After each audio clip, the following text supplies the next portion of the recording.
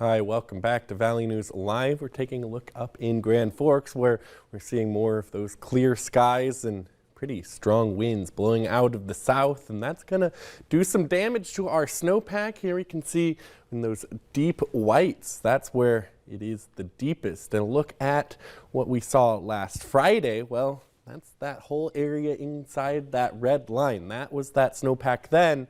And this is a look at it from last night. Look how much smaller that red line is, and even some melting since then, right along the edges, particularly in central South Dakota, where we're seeing some of that melting. And that's where those winds are blowing in from that direction. So less snowpack from that way means we're going to get up a little bit warmer, but we're not going to quite see 50 here officially in Fargo. It's very rare to see 50 with more than 5 inches of snow on the ground, and we're at 15 now.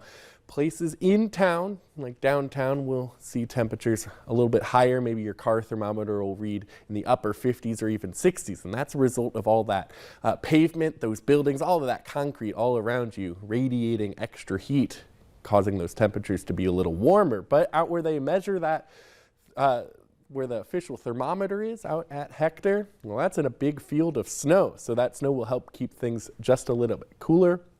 Also, that white color of the snow bounces that sun right off into space. But temperatures right now still pretty warm. Much of the area in Minnesota seeing those temperatures in the 50s. Out west, it's a little bit cooler. Temperatures in the 40s there. Here in Fargo, 47 degrees. And we can make out that snowpack where you see those darker blues. That's where that snow is the deepest. Now, those winds blowing out of the south across all of that snow. However, it is some warm air. Much of that wind speeds of around 10 to 20 miles an hour, even stronger in the south. Watertown seeing a gust there of 30 miles an hour pretty recently. Now, as we continue through the afternoon, we're going to see those clear skies continue.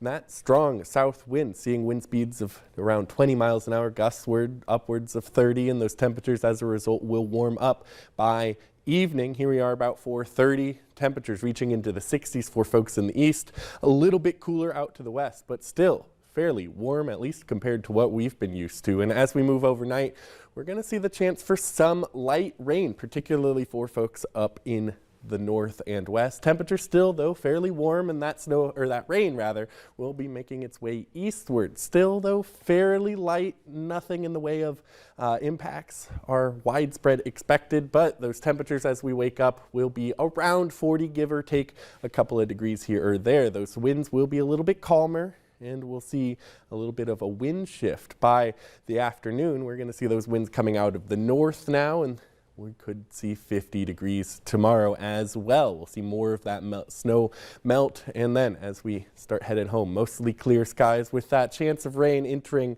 later on in the evening. Now, the next few days are going to continue being warm. We have another chance for some precipitation beginning as rain on Thursday and then Friday, but as things cool off a little bit on Saturday, we could see the chance for some ice thrown in there as well. And then those temperatures stay warm through the remainder of the period. Oh, well, we like the word warm. We do.